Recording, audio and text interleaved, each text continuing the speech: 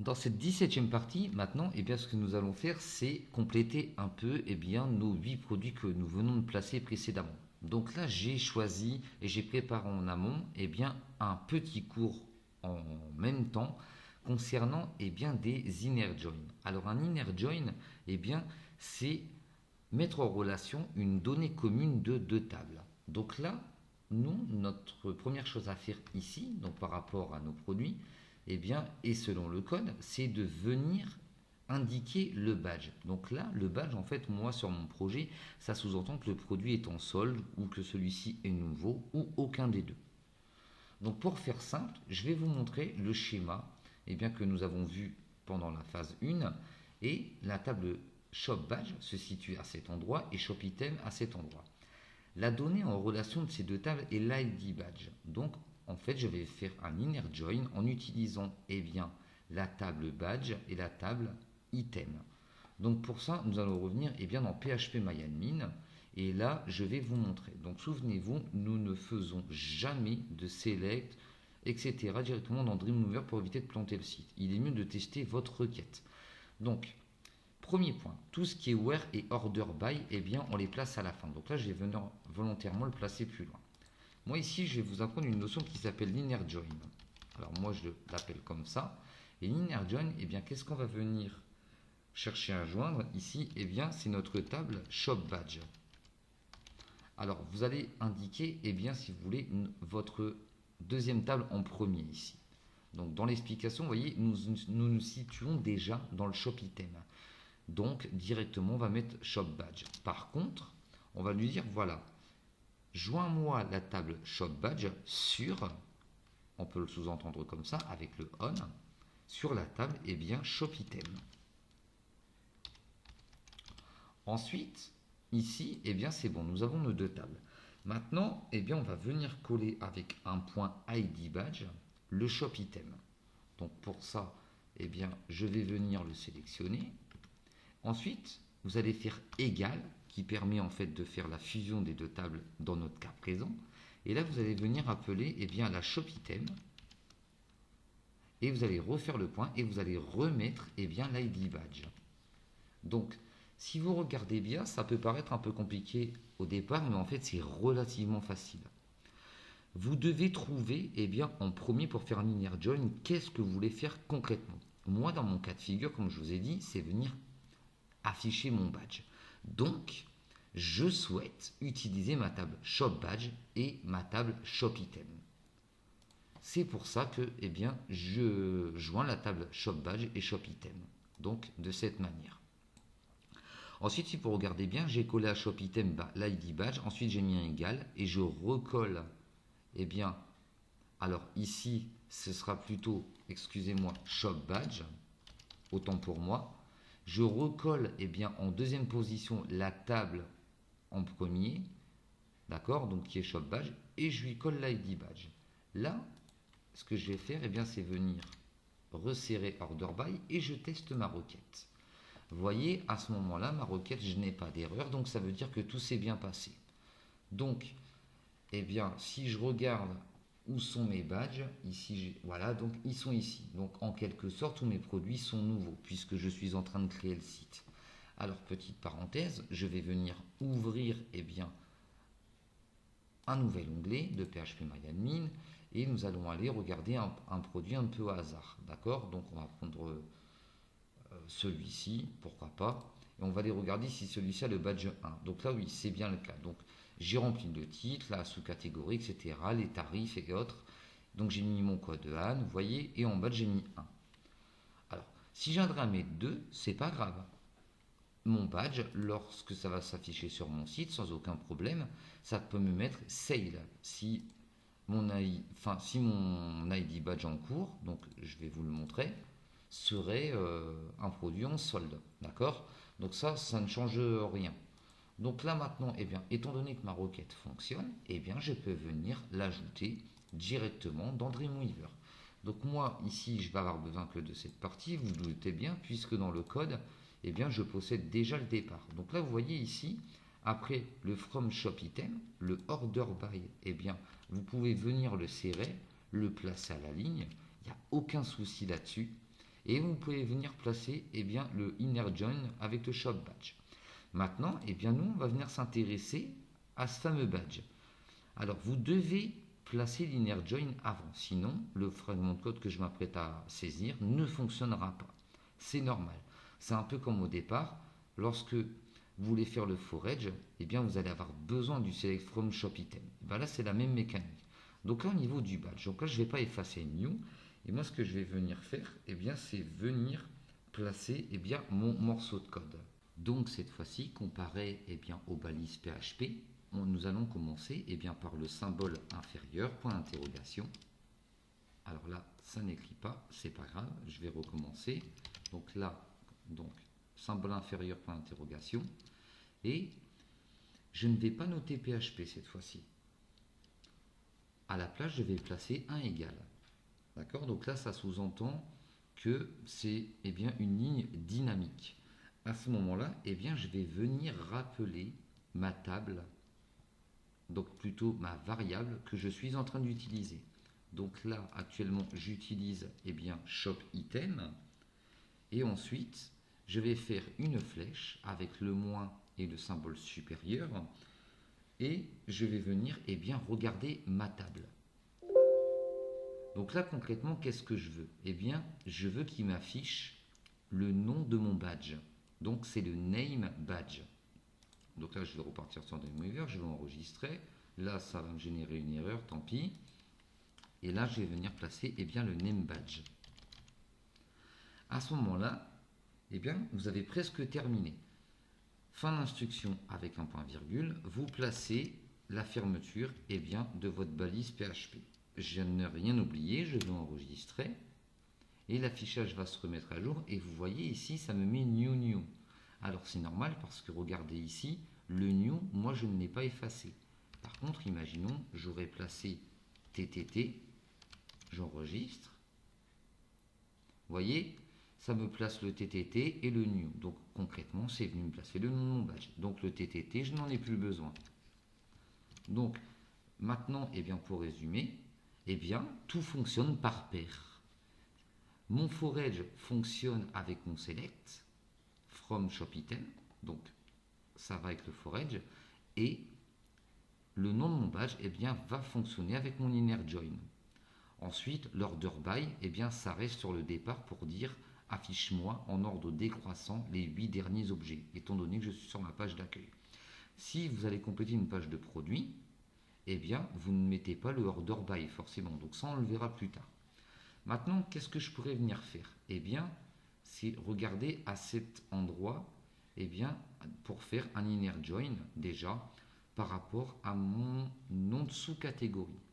Donc pour ça, je vais descendre un peu et chercher le terme chose. Donc le terme chose, il est là, vous voyez.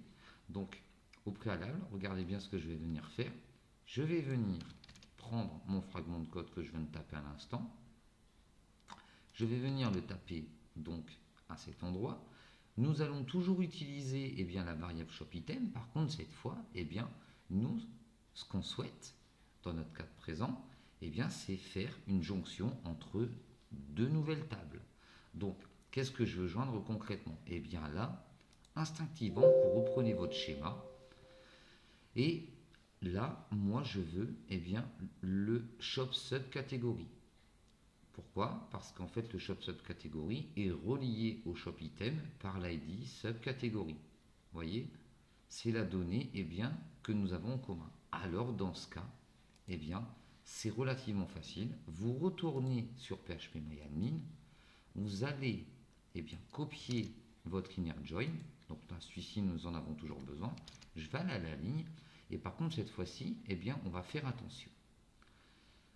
La table que moi je souhaite utiliser ici, c'est la table shop subcatégorie. Donc, subcatégorie, d'accord? Avec la table shop item, c'est bon. Et quelle est la donnée en commun? Donc, comme je vous ai dit sur le schéma, c'est l'ID subcatégorie. Donc là, je vais retourner à cet endroit et je vais prendre l'ID subcatégorie que je vais copier pour remplacer l'ID badge. Alors, je ne sais plus si j'ai pris le point, non. Et là, souvenez-vous, je vous ai dit égal. On rappelle la première table. Donc, je vais venir rappeler shop subcatégorie. Voilà. Ensuite, eh bien, je vais tester ma requête. Et vous voyez, la requête a fonctionné. Alors, ici, mon but, souvenez-vous, c'est de venir indiquer eh bien, le nom de ma sous-catégorie. Donc là, je vais pouvoir le copier et je vais venir eh bien, le coller à la place de mon badge. Regardez, vous voyez ici, comme j'ai laissé le name badge, il est déjà venu me rajouter new. Forcément, c'est pas bon, mais vous vous doutez bien pourquoi. Donc ça veut dire que le code fonctionne. Alors, le name subcatégorie, je l'ai rajouté. C'est en orange, c'est normal. Je ne suis pas venu rajouter mon inner join un peu plus haut. Vous voyez ici, dans ma requête. C'est pas grave. Donc là, au moins, c'est bien qu'on puisse voir l'erreur parce que ça nous montre que tout fonctionne par paire comme j'ai dit. Donc là, je vais venir rajouter mon inner join dans mon code. Donc je peux aller à la ligne et je vais venir le placer. Et là, je vais rafraîchir. Et voilà, vous voyez, c'est parfait. Eh bien, nous avons iPhone 8, iPhone XS, etc. Donc là, eh bien, je vais retourner enlever le terme shoes, forcément puisque ça fonctionne, et je vais rafraîchir. Donc là, vous voyez un peu la puissance, eh bien, on va dire, de la requête avec des inner joins. Ça veut dire que vous allez pouvoir construire vos pages. Lorsque vous avez appris quelque chose de similaire, eh bien, optimisez votre programme, c'est-à-dire faites le max de choses qui se répètent. Cherchez pas à vouloir faire des requêtes différentes à chaque fois. Il est mieux là, dans notre cas présent, eh bien, et même judicieux de venir continuer tout simplement. Donc là, je vais même reprendre le dernier bout de code. Et là, je vais venir à cet endroit. Donc là, cet endroit, eh bien, concrètement, c'est le titre de notre article. Donc pour ça, eh bien, je vais venir me placer au niveau de mon titre. Je vais venir recopier une nouvelle fois donc, cette petite portion de code et le mettre à la suite. Ensuite, ici, eh bien, je vais venir taper directement title item. Donc là, je vais enregistrer. Là, j'ai une petite erreur. Il est vrai que title possède uniquement un seul T. Donc là, vous voyez, iPhone 8 test vient de se placer. Donc là, par contre, cette fois-ci, vous voyez, nous n'allons pas avoir une paire. Je vais vous montrer pourquoi. C'est tout simple. Regardons un peu notre schéma. Le titre de mon article se situe directement dans le shop item, tout comme le price TTC item. Donc dans ce cas-là, eh bien, nous n'avons pas besoin d'inner join. Ça devient encore plus facile, forcément, puisque je ne vais pas appeler une deuxième table. Donc là, à ce moment-là, eh bien, c'est bon. Je vais venir effacer la partie qui est notée en anglais. Je vais venir enregistrer. Et voyez, l'iPhone test que nous avions créé précédemment, eh bien, apparaît. Et d'autres produits. Donc maintenant, eh bien, il va nous rester que le prix. Et le prix, eh bien, forcément, ça va être pareil, étant donné que eh bien, le prix est déjà dans la table. Donc là, on va faire le price, donc le TTC directement, item. Et là, je vais venir donc enregistrer et les prix vont se remettre à jour. Donc là, c'est parfait. Si je veux le symbole, eh bien, en euros, eh bien, je vais faire un espace euro avec Alt GRE. Je vais enregistrer. Et là, c'est bon. Vous voyez, nous avons 120 euros, 4,68 euros. Alors, des petites précisions quand même au niveau eh bien, des prix. Il faut savoir qu'au niveau des prix, eh bien, c'est un peu spécial, étant donné que, si vous voulez, eh bien, ça concerne des chiffres. Donc, si là, par exemple, je voudrais 120,00 pour mettre deux chiffres après une virgule, eh bien dans ce cas-là, vous allez venir compléter, si vous voulez, ce fragment de code. Donc là, vous voyez, celui-ci fonctionne, mais je peux venir ajouter number. Alors normalement, voilà, c'est number format. là, et à cet endroit, ça va me proposer, vous voyez, eh bien, les parenthèses. À ce moment-là, eh bien, ce que vous allez venir faire, eh bien, c'est venir rappeler, si vous voulez, eh bien, la table en cours. D'accord? Donc, en fait, vous allez venir rappeler le shop item, comme ça, et vous allez venir placer, eh bien, l'élément demandé après cette flèche. Donc, de ce fait, la flèche et le price item vont disparaître. C'est normal parce que nous n'allons pas les répéter. Et maintenant, eh bien, concrètement, vous allez venir lui indiquer eh bien, les instructions qui vont nous manquer. Donc là, si je viendrai à rafraîchir, voyons voir si ça fonctionne direct. Vous voyez, ça fonctionne. Donc c'est une autre manière de venir le noter. Vous voyez, ça se ressemble assez fortement. Vous reprenez cette zone ici en mettant bien sûr le price TTC item entre parenthèses, d'accord? Et précédemment, après l'ouverture de la balise PHP, eh bien, vous rajoutez le number format. Donc, à la fin du price item, je vais venir ajouter eh bien, des instructions complémentaires. Donc, souvenez-vous, une fin d'instruction, c'est un point-virgule. Une instruction complémentaire, c'est une virgule. Donc là, dans ce cas-là, je vais faire une virgule. Et là, je vais venir indiquer 2. Si je viendrais eh bien, à enregistrer là maintenant, vous voyez, il se passe eh bien, ce que j'attendais, 2 chiffres après la virgule. Alors, il faut savoir que si vous voulez indiquer eh bien, des instructions complémentaires, vous pouvez faire une virgule et entre cotes simples, vous pouvez venir lui indiquer une virgule. Si je viendrais à faire ça que j'enregistre, là c'est venu m'indiquer une erreur. Alors moi je m'attendais à ce que ça fonctionne. Alors peut-être que j'ai fait une petite erreur. Alors je vais aller voir comment dire, l'instruction. Alors, si je viendrais à remettre une instruction encore en complément et que je viendrais lui indiquer quelque chose de vide comme ceci et que j'enregistre, oui, voilà, cette fois-ci ça fonctionne.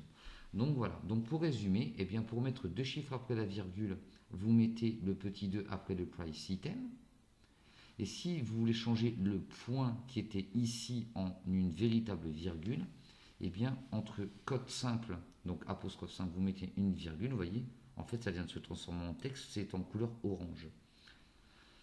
Ensuite, vous rajoutez une instruction complémentaire et vous mettez eh bien, une simple apostrophe vide. Et dans ce cas-là, eh bien c'est bon, vous avez terminé. Donc là, vous voyez, vous avez la puissance vraiment eh bien, des inner join et on va dire un peu du number format. Donc là, c'était surtout eh bien, des éléments concernant les inner join. Maintenant, eh bien, il reste les images à compléter. Donc les images à compléter, eh bien forcément, vous allez faire un shop item et eh bien là, vous voyez, je n'ai pas encore dans ma table ici eh bien, la notion des photos, d'accord, ou des images. Sinon, eh bien, vous pouvez aussi demander à ce que l'image possède l'ID item. Donc dans ce cas-là, eh bien, moi c'est ce qui se passe dans le site de base. Vous voyez, lorsque je vais dans Assets, dans les images, dans les produits, vous voyez, je vais avoir plein de, comment dire, d'images. Et vous voyez ici, en fait, c'est codé en mode statique, donc en mode HTML. Donc forcément, ça prend le nom de l'image. Mais pour le rendre dynamique, eh bien, vous allez forcément faire ce fragment de code et à la place de name badge, eh bien, vous allez noter ID item.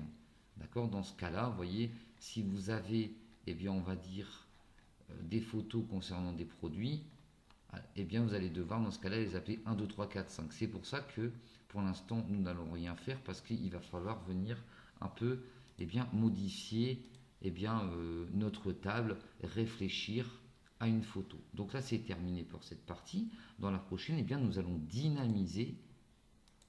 Je vais vous montrer donc à quoi ça ressemble quand même. Donc dynamiser dans la prochaine partie les menus des catégories, sous-catégories. Et au niveau de nos produits, ben regardez, ça nous donne ceci.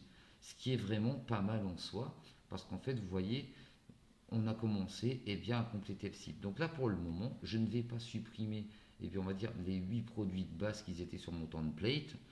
Pourquoi? Et bien tout simplement, c'est que je pourrais avoir envie d'utiliser quelque chose comme un prix qui serait barré ici pour indiquer une promotion ou voilà un rabais de prix temporaire.